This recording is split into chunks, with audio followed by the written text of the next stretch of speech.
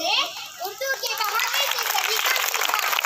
پر تشریف فرما میرے ہر دل دوستوں، کتنے افسوس کی بات ہے آج ہمیں اس عنوان پر بولنا پڑ رہا ہے، جو حقیقت میں ایسی ضرورت آنی ہی نہیں چاہیے تھی، کیونکہ جس زبان کی اہمیت کی بات کی جا رہی ہے یہ وہ زبان ہے جس کو ہندوستان نے گلے لگایا تھا۔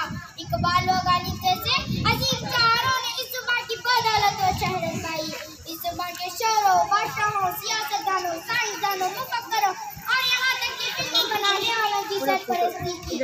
ایک دور دنیا میں ایسا آیا کہ اردو کے چرچے ہر گھر میں عام تھے۔ اردو کو سیکھنا، اردو میں بات کرنا، اردو میں علم حاصل کرنا بڑے فخر کی بات سمجھی جاتی تھی، لیکن جیسے جیسے وقت گزرتا گیا اپنوں نے غلط سوچ کی وجہ سے اردو کو درکنار کیا گیا، جس کی وجہ سے آج اردو چند لوگوں کی گھر کی رونق بنی ہوئی ہے۔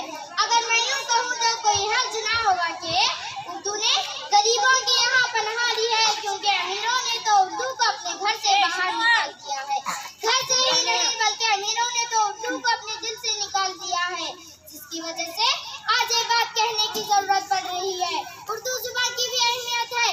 میں یہ تو نہیں کہوں گی کہ دیگر زبان کا مطالعہ نہ کریں، بلکہ دیگر زبانوں کو جتنی اہمیت ہے سب دے رہے ہیں، اتنی ہی اہمیت ہم اپنے آباء و اجداد میراث اردو کو بھی دینا ہوگا، تب ہی ممکن ہے کہ اردو اپنی کھوئی ہوئی شان و شوکت کو حاصل کر سکے گی۔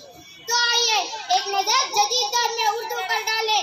اردو وہ سمندر ہے جس میں مٹھاس ہے، جس میں قواعد کے بے شمار معلومات ہیں، شاعروں کے لیے وزندار الفاظ ہیں، سیاستدانوں کے لیے سیاسی جانکاریاں ہیں، ادیبوں کے لیے ادب ہے، تو سائنسدانوں کے لیے سائنس ہے، مورخین کے لیے تاریخی معلومات ہیں، تو اساتذہ کے لیے معلومات کا خزانہ ہے، فلسفیوں کے لیے فلسفہ ہے۔ تو آپ خود سوچیں کہ ایسی کون سی زبان ہے جو اردو کا سامنا کر سکے گی؟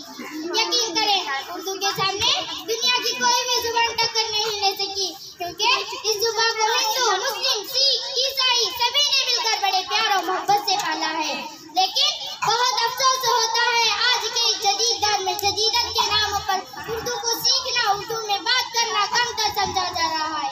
اگر ہم نے جدید دور میں اردو کو پھر سے گلے نہ لگایا تو آہستہ آہستہ اردو کا خاتمہ طے ہے۔ اگر اردو کا خاتمہ ہوا تو یقین مانو کہ ہم وہ کھو دیں گے جس کا ہم تصور بھی نہیں کر سکے، یعنی ہم شعر و شاعری کو بھولنا ہوگا، حمد و نعت کی خوبصورتی کو خاتمہ ہوگا، تاریخی واقعات کو بھولنا ہوگا، ادب کا مکمل صفایا ہوگا، تو ہندوستانی مسلمانوں کی اکلوتی پہچان مٹ جائے گی۔ اردو ہندوستانی مسلمانوں کی تہذیب و تمدن کی پہچان ہے۔ اردو معاشرے کی احساسات اور جذبات کی ترجمانی کرتی ہے۔ آج ہم سب کو چاہیے گا اور ہمارا سب کا فرض ہے کہ اس 400 سالہ تحریکی والی اردو کو زندہ رکھیں۔ اردو سے محبت کرنے والوں کا عین فرض ہے کہ اردو کے لیے اپنی پوری ذمہ داریوں کو پورا کریں اور پورے دنیا میں اس زبان کو عام کریں اور اردو کو ایک اصل مقام دیں۔ علامہ اقبال فرماتے ہیں، تو جاہل، صوفی اور کامل ملا کے فندے میں ایسا پھنس گیا ہے کہ تو نے قرآن مسجد سے ہدایت لینا چھوڑ دی ہے۔ قرآن کی آیتوں سے تجھے بس اتنا ہی کام رہ گیا ہے کہ جب تیرے بوڑھے کی روح اٹک گئی تو سورہ یاسین لے کر بیٹھ گیا۔ اس میں کوئی شک نہیں کہ اس کی روح آسانی سے نکل جائے گی۔ مجھے تو افسوس تجھ پر ہے کہ اس کا ایک ایک لفظ زندگی دیتا ہے۔ اس سے بھی تو نے مرنا ہی سیکھا، جس قرآن سے تو نے مرنا ہی سیکھا، اس سے بھی تو نے مرنا ہی سیکھا۔ کاش اس قرآن سے تو جینا بھی سیکھ لیتا، کاش اس قرآن سے تو جینا